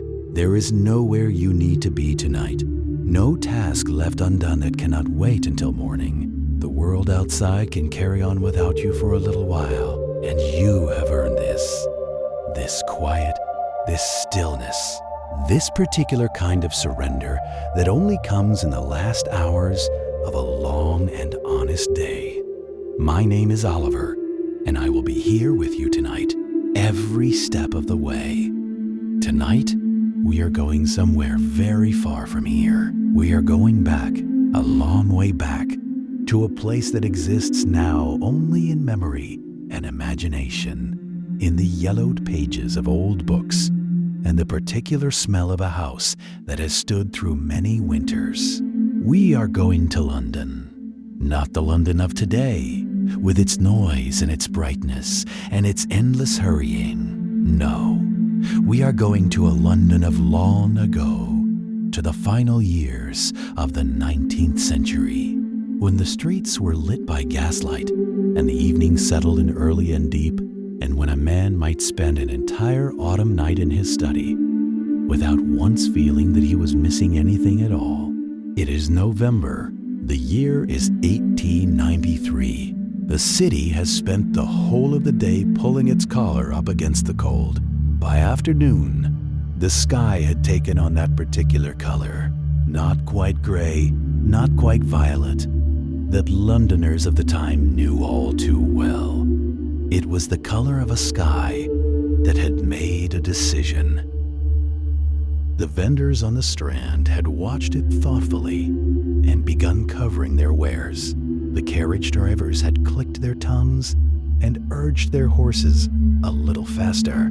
The old women selling hot chestnuts from their iron braziers had exchanged glances and needed no words at all. Everyone understood. Tonight, it would rain. Tonight, it would rain heavily, and for a long time. But we are not outside. We are inside, and that is the whole of it. That is the very heart of everything I want you to feel tonight. The profound, almost physical pleasure of being inside, while something enormous gathers itself in the sky overhead. The room we are in is a study. It is on the first floor of a tall, narrow townhouse somewhere in Bloomsbury. One of those handsome Georgian terraces where the brick has long since darkened to a deep and satisfying brown, where the front steps are worn smooth by a century of boots, and where the windows look out through iron railings onto a quiet, tree-lined square. The square's elm trees have lost nearly all their leaves by now. A few last ones cling to the branches, pale and curled and reluctant, but the cobblestones below are thick with them, dark with damp, pressed flat against the stone, like letters sealed and forgotten. The study door is closed. Behind it, the rest of the house sighs and settles in the particular way that old houses do. A creak from the staircase, a distant murmur of pipes. Somewhere deep in the walls, the low and faraway sound of a coal scuttle being set down in the kitchen below. But these sounds reach us only faintly, softly, the way sounds do when they have traveled through plaster and wood and heavy doors and have spent most of themselves by the time they arrive. In here, the quiet is nearly complete. The study is not a large room, but it is a deeply comfortable one, in the way that rooms become comfortable only over many years of careful living. Every surface holds something that has been touched and handled and thought about. The writing desk, a large one, mahogany, its leather surface tooled in faded gold, stands before the window, though its chair is empty now, pushed back at a slight angle, as though its occupant has simply stepped out for a moment and will return. The inkwell is capped. The mantelpiece above it is dark marble, and upon it, a carriage clock whose ticking is almost imperceptible from the armchair, a small bronze figure of a stag, and 2 candlesticks, unlit, their wax cold and ivory. On either side of the fireplace, bookshelves reach from floor to ceiling. The books upon them are old friends. They are not arranged for show. They are arranged the way books arrange themselves when they are actually read, by association, by feeling, by the obscure logic of a mind that knew exactly why this volume wanted to stand beside that one. Their spines are every shade of brown and green and burgundy, some lettered in gold that has worn to a whisper, some with no lettering at all. And the smell, that particular smell, which is very nearly the smell of the room itself, old paper and leather, and the faint ghost of pipe tobacco that has seeped so completely into the curtains, and the plaster and the wood, that no amount of airing will ever entirely remove it, nor would anyone wish it to. Beneath that, the dry mineral warmth of the coal fire. Beneath that, something fainter still. Beeswax, perhaps, from the floor polish, or the faint sweetness of the applewood that was added to the grate earlier in the evening and has since burned away entirely, leaving only the memory of its scent drifting among the warmer ones. The curtains at the window are drawn, mostly, not entirely. There is a gap of perhaps 2 inches between them, where they fail to meet at the center, and through this gap, if you were to look, though there is no reason at all to move or turn or do anything but remain exactly as you are, you would see the glass of the window itself, and beyond it, the square, and beyond that, nothing but a darkness that is deepening by the minute. The curtains are heavy velvet. They are the color of dried mulberry, a deep reddish purple that drinks the firelight and gives almost none of it back. They are so thick that when you stand near them, you can feel the cold of the glass radiating from behind them. And yet here, in the chair, that cold is entirely theoretical. Here, there is only warmth. Somewhere very far away, further than the square, further than the street, perhaps as far as the river, a low sound moves through the evening air. A rumble, long and slow and enormous. Not sharp, not violent, the kind of sound that begins before you are quite certain you have heard it and ends after you have already begun to forget it. The sound of something immense shifting in the sky overhead as the very atmosphere of the city turns itself over and prepares. The carriage clock ticks. The fire breathes. And then, just as the last light in the square below fades to nothing, the first drops of rain arrive. Heavy, deliberate drops, each one landing against the thick glass of the study window with a sound like a fingertip pressing gently, asking to be let in. And now, as you listen, do not try to count the drops. Simply let them arrive. Let them accumulate the way they are accumulating against the glass, each one adding itself to the sound until the sound becomes less like individual drops and more like a continuous texture, a fabric of noise that is somehow both complex and deeply, deeply simple. There is the higher note of the rain striking the glass directly. There is the lower, rounder sound of it hitting the stone ledge of the windowsill. There is the rushing, channeled sound of it finding the drain pipe at the corner of the house and descending in a contained stream. That particular liquid murmur that is steadier and more musical than the rain itself.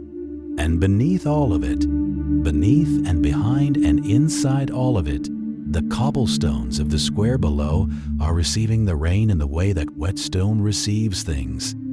Quietly, with a kind of deep absorption, darkening further, sending up the clean and ancient smell of wet London stone that rises even now through the gap in the curtains and mingles with the warmth of the room. But the fire needs attention. In the armchair, we are aware of it. The fire has burned low while the evening gathered itself outside. The coals are still warm, still holding a faint orange at their hearts. But the flame has gone, and the room has begun to feel it. Just at the edges, just enough. The air near the window is the first to cool. It seeps inward, slowly, respectfully, as though it does not wish to intrude. It is time to build the fire up properly. There is something deeply, almost ceremonially satisfying about this, about the act of attending to a fire on a rainy night. It is one of the oldest things a person can do, and the body knows it, even before the mind is caught up.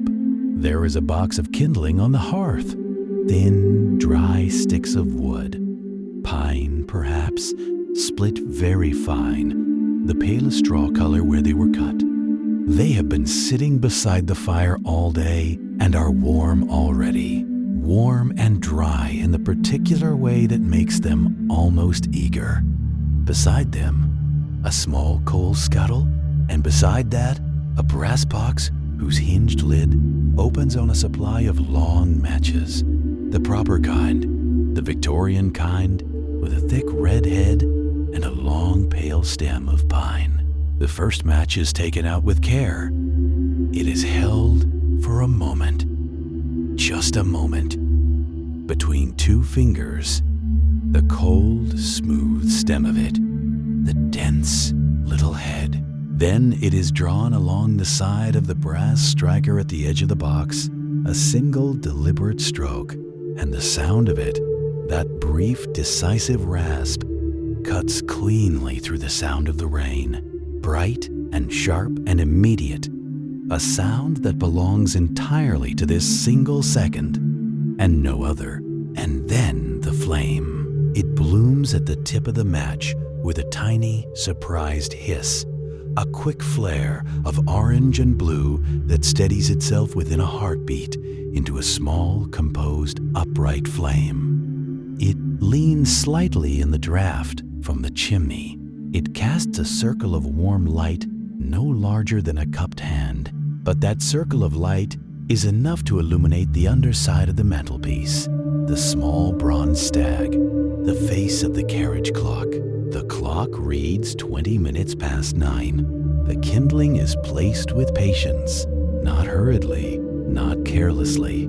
2 or 3 sticks at first, arranged loosely over the remaining coals, with enough space between them for the air to move freely. The match is lowered to the driest, finest pieces, and the flame touches them with a kind of gentleness. For a moment, nothing. It gave the evening a softness, a suspension, as though you had stepped out of measured time and into something looser and more forgiving. And then you saw it. At first, it was only the light, a warm, deep amber glow spilling beneath a low doorway and out through a window of small, old-fashioned panes, the kind set in lead that caught reflections in a dozen different angles. The light was not like the gas lamps on the main street. It was warmer. It moved. It flickered in the particular living way that only candlelight does, each flame a small and independent creature, breathing and swaying in the invisible currents of a room. From where you stood, perhaps 20 paces away, the window looked like a lantern set into the wall of the building. Something lit from within by something warm and patient and very old. You slowed your steps without meaning to. The building was narrow, tucked between two taller terraces, as though it had always been there, and the others had simply grown up around it. Its facade was dark brick, ivy-threaded, with a wooden sign hanging above the door that swayed slightly in the night air. Even at this distance, in this light, you could make out the faint outline of a painted flower on it, a rose, or perhaps a peony, its petals worn soft by years of rain and sun. Beneath the sign, a small step led up to a door of dark painted wood, its brass handle gleaming in the candlelight from within. And in the window, filling the window, crowding gently against the glass, were flowers. Not arranged in the careful, formal way of a display made for selling, but placed with the unhurried generosity of someone who simply had many flowers and wanted to share them. Bunches of dried lavender hung from an interior beam, their purple faded to a dusty silver. Roses, deep red, pale cream, the color of old paper, gathered in wide-mouthed clay jugs. Trailing stems of something delicate and feathery arched over the edges of mismatched pots, and behind and between all of it, candles, dozens of them, perhaps hundreds, on shelves, on surfaces, on what appeared to be an old piano tucked into a far corner. Their light moved constantly, very gently, so that the whole window appeared to breathe. You stood still for a long moment, looking at it. Then you walked toward the door, and you went inside. The bell above the door made a small, gentle sound, not the sharp ring of a shop bell, but something lower, softer, like a note played on a glass harp. And then the smell reached you, and for a moment, you simply stood on the threshold and let it arrive.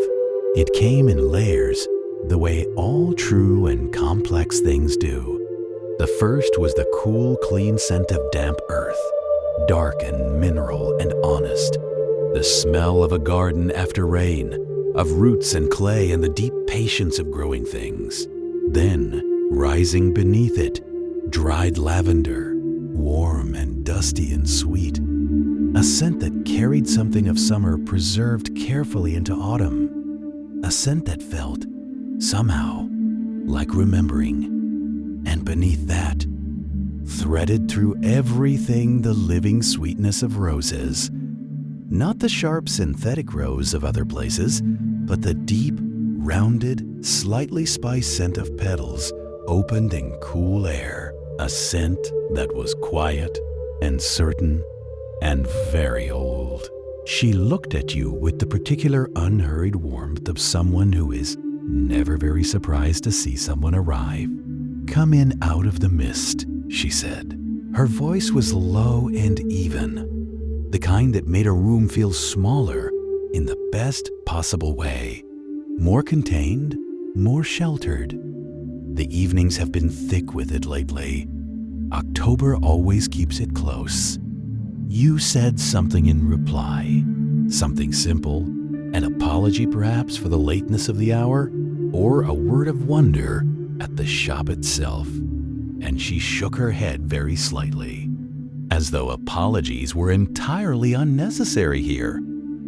"There's no late here," she said, moving to the counter with the slow certainty of long habit. "The candles don't know the time, neither do the flowers particularly." She glanced at you, a small warmth at the corners of her eyes. "And neither, I think, do you. Tonight, not really." She was right, you realized. Standing here in the candlelight, surrounded by the scent of roses and the soft, living warmth of 100 small flames, the hour had ceased to matter entirely. The fog pressed against the windows. The city moved on, somewhere far off, in its usual way.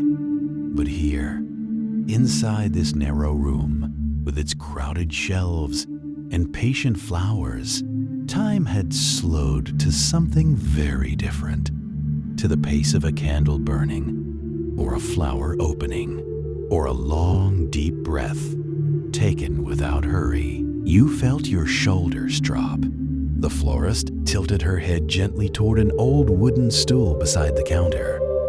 Just tilted it, the smallest gesture. And somehow, this was enough. You sat down, and the evening, like a soft blanket pulled to the chin, settled around you. Let your eyes close now, if they haven't already. The candles are burning steadily. The roses are resting in their water. The mist is outside, and you are inside, and there is nowhere at all you need to go. Rest here for a while. The florist is close by, moving quietly among her flowers. You are perfectly safe. You are perfectly warm. Sleep, when it comes, will come gently. On the lowest ones, closest to the flagstone floor, sat the practical things. Wide-mouthed ceramic crocks in cream and blue, their lids slightly askew. Rolls of brown paper, shallow baskets lined with burlap, holding bulbs wrapped in dry peat. Above these, the shelves grew more varied, glass terrariums of different sizes, their panes fogged softly with the breath of the small, mossy landscapes within. Tiny ferns curling toward the light of the nearest candle. A single sprig of something white and small, blooming quietly in the corner of one. Beside them, porcelain vases in shapes that suggested they had each arrived from a different era in a different household. A tall, narrow one painted with blue willow branches.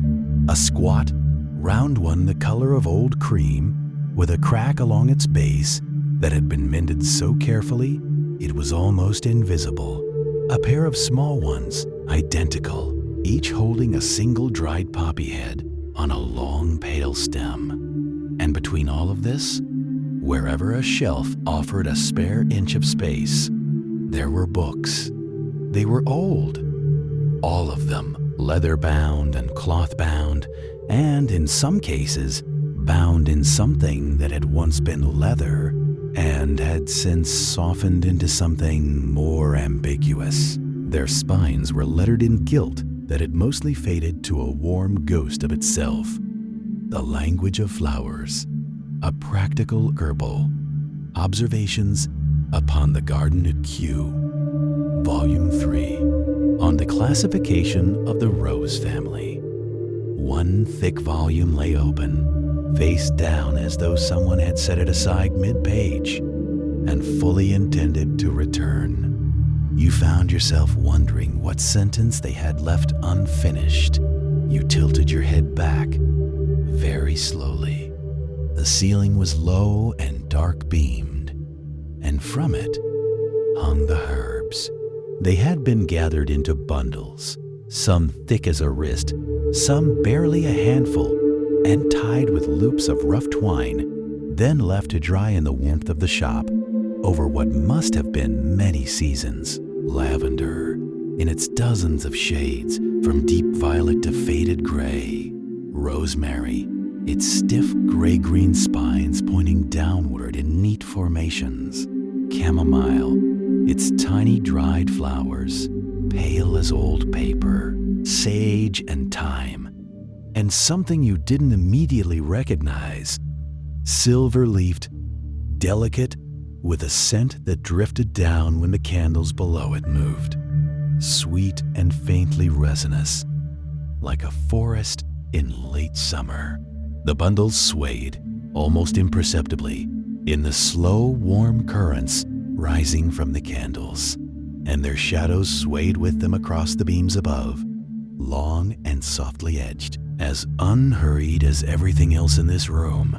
The effect of all of it together, the dark shelves, the glass terrariums holding their small green breaths, the books with their faded gilt, the hanging herbs shifting in the warmth, was of being inside something that had been slowly, lovingly layered, the way a bird layers a nest. Each addition chosen not for grandeur, but for fitness, for warmth, for the particular way it contributed to a whole that was more comfortable than any single part, you felt with a certainty that required no analysis that you were safe here. The florist had disappeared through the curtain of hanging dried flowers at the back of the shop, and from behind it came sounds you found yourself following easily, without effort. The soft knock of a kettle being lifted, the quiet percussion of a drawer being opened and closed, the small ceramic tap of cups being set onto a tray. On the lowest ones, closest to the flagstone floor, sat the practical things. Wide-mouthed ceramic crocks in cream and blue, their lids slightly askew. Rolls of brown paper, shallow baskets lined with burlap, holding bulbs wrapped in dry peat. Above these, the shelves grew more varied, glass terrariums of different sizes, their panes fogged softly with the breath of the small, mossy landscapes within, tiny ferns curling toward the light of the nearest candle, a single sprig of something white and small blooming quietly in the corner of one. Beside them, porcelain vases in shapes that suggested they had each arrived from a different era in a different household. A tall, narrow one painted with blue willow branches, a squat, round one the color of old cream, with a crack along its base that had been mended so carefully it was almost invisible. A pair of small ones, identical, each holding a single dried poppy head on a long pale stem. And between all of this, wherever a shelf offered a spare inch of space, there were books. They were old, all of them leather-bound and cloth-bound, and in some cases, bound in something that had once been leather and had since softened into something more ambiguous. Their spines were lettered in gilt that had mostly faded to a warm ghost of itself. The Language of Flowers, a practical herbal. Observations upon the Garden at Kew, Volume 3, on the classification of the rose family. One thick volume lay open, face down as though someone had set it aside mid-page and fully intended to return. You found yourself wondering what sentence they had left unfinished. You tilted your head back very slowly. The ceiling was low and dark-beamed, and from it hung the herbs. They had been gathered into bundles, some thick as a wrist, some barely a handful, and tied with loops of rough twine, then left to dry in the warmth of the shop over what must have been many seasons. Lavender, in its dozens of shades, from deep violet to faded gray. Rosemary, its stiff gray-green spines pointing downward in neat formations. Chamomile, its tiny dried flowers, pale as old paper. Sage and thyme, and something you didn't immediately recognize. Silver-leafed, delicate, with a scent that drifted down when the candles below it moved. Sweet and faintly resinous, like a forest in late summer. The bundles swayed, almost imperceptibly, in the slow, warm currents rising from the candles, and their shadows swayed with them across the beams above, long and softly edged, as unhurried as everything else in this room. The effect of all of it together, the dark shelves, the glass terrariums holding their small green breaths, the books with their faded gilt, the hanging herbs shifting in the warmth, was of being inside something that had been slowly, lovingly layered, the way a bird layers a nest.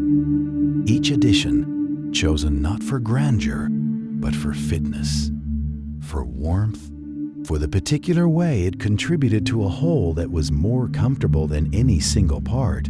You felt with with a certainty that required no analysis, that you were safe here. The florist had disappeared through the curtain of hanging dried flowers at the back of the shop, and from behind it came sounds you found yourself following easily, without effort.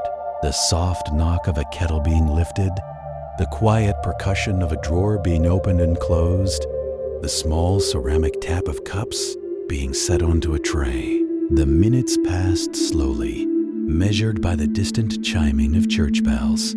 First one bell, then another, then several together, their voices rising through the fog to announce the hour. 6 o'clock. The city was waking, though not yet fully awake.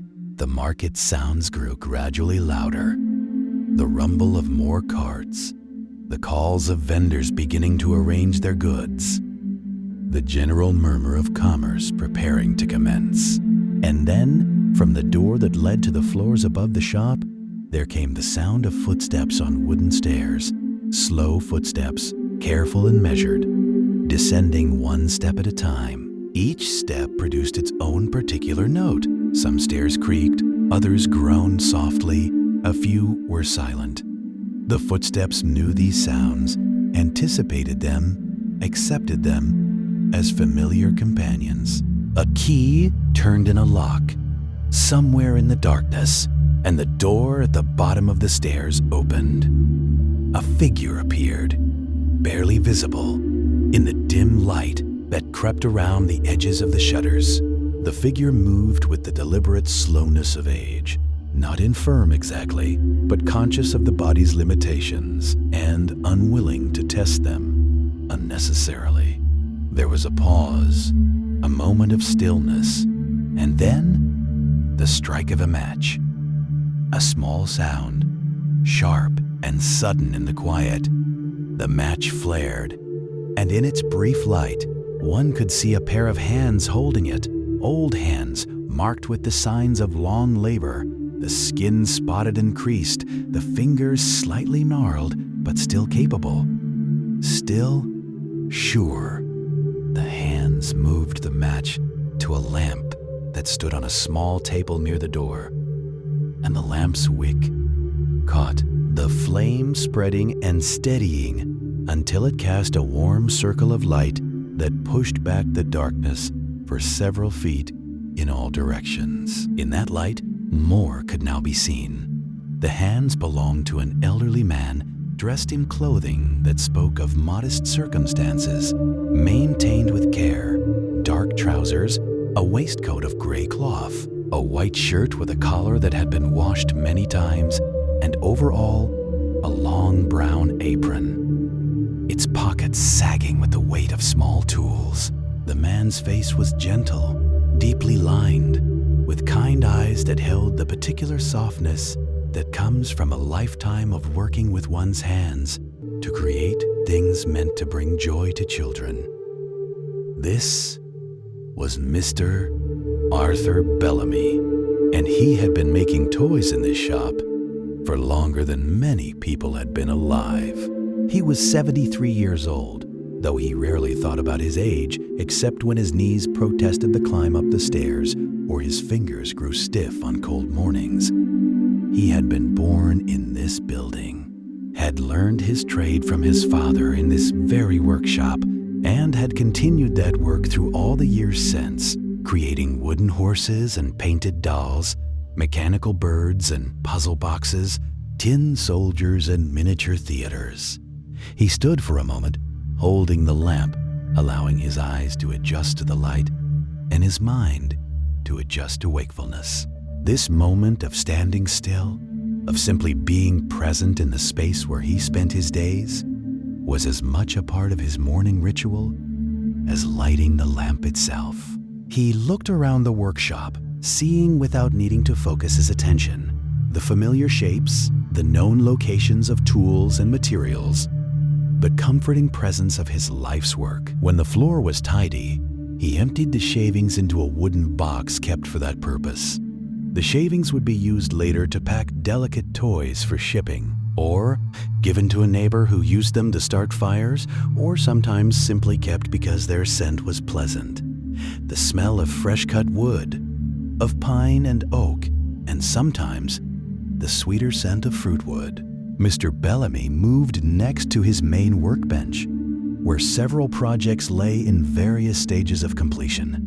There was a rocking horse, nearly finished, requiring only its final coat of varnish. There was a set of building blocks, each one precisely cut and sanded, waiting to be painted, with letters and numbers. There was a small wooden train, its locomotive, and 3 cars connected by tiny brass hooks. The whole thing no longer than a man's hand, but perfect in its proportions and detail. He arranged these items carefully, creating order from the controlled chaos of work in progress.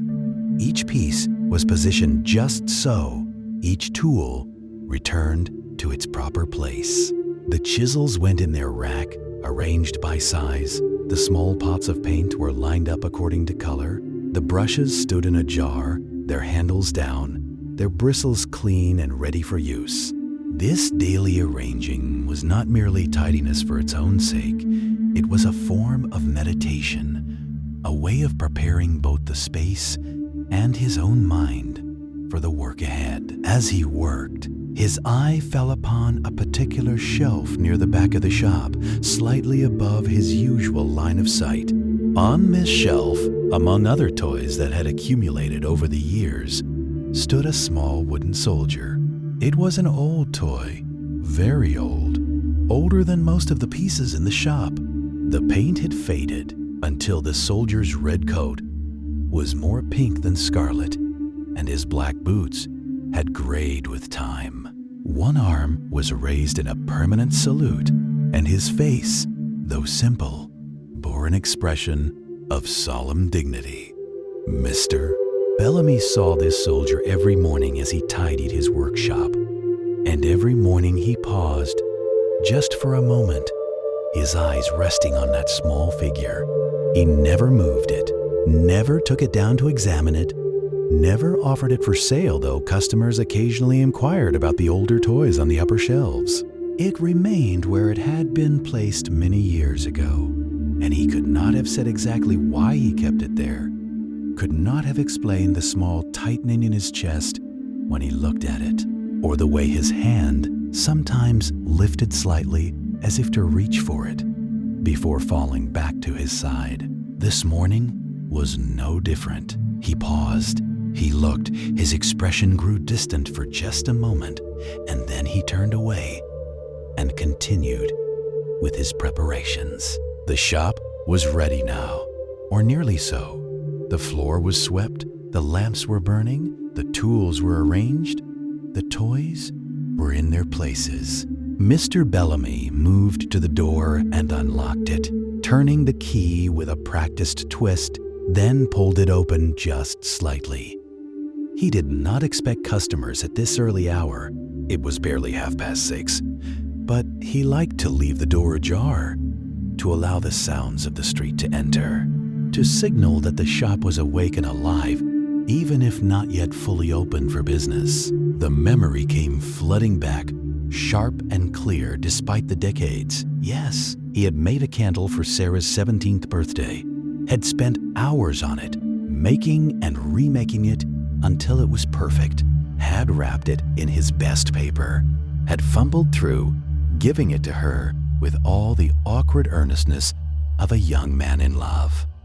She kept it on her windowsill. William continued, his voice distant with memory. She never lit it, said it was too beautiful, too precious. After she died, my mother wanted to light it at her funeral, but we couldn't find it. We searched the house, but it had disappeared. We always wondered what had happened to it. Mr. Hallbrook looked up at the candle on the high shelf. Could it be, after all these years? But how? The day before she died, William said quietly, she was feverish, confused. She kept asking for you. My mother finally sent me to fetch you, but you were out making deliveries when I returned without you. Sarah was very upset. She insisted I take the candle, Bring it to your shop. Leave it for you," she said. He paused, swallowing hard. "She said it belonged with you, that it was always meant to be yours."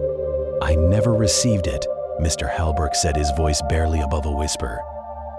"I know," Williams said.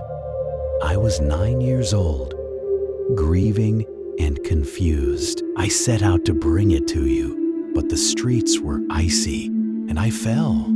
The candle went flying. I was so frightened, I'd broken it, ruined Sarah's last wish. But when I found it, it was perfect, unharmed, as though it couldn't be broken." You stepped fully inside, and the door swung gently closed behind you. The room was small and completely unhurried. The shelves that lined its walls were crowded with everything a florist might need, and a great deal more. Bundles of dried herbs tied with twine, small bottles of tinted water, old books with their spines turned inward, clay pots in every size. The floor was flagstone, worn smooth, with a faded rug laid down the center that had once been red and was now something warmer and more complicated. Candles burned on every available surface, clustered together in groups of 3 and 5 and 7, their flames steady and generous in the still air of the room, casting everything in gold. And the flowers, they were everywhere, in buckets of water, along the floor, in jugs on the counter, in tin pails hanging from the beams overhead. Roses and dahlias and late chrysanthemums, eucalyptus branches and sprigs of rosemary, bunches of dried poppy heads rattling gently to themselves. The whole room felt like the inside of a garden that had decided to come indoors for winter and found the arrangement entirely agreeable.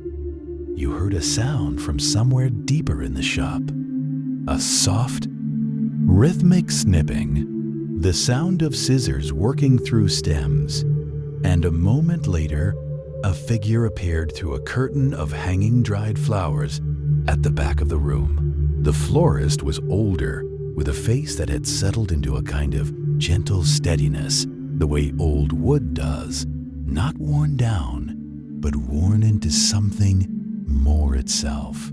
She wore an apron over dark wool, its pockets sagging pleasantly with the small tools of her trade, and her hands, when she set down her scissors, were the hands of someone who spent a great deal of time among living things, careful and sure and faintly stained with green. Her gray hair was loosely pinned, several strands having made their way free over the course of the evening, and she did not appear troubled by this.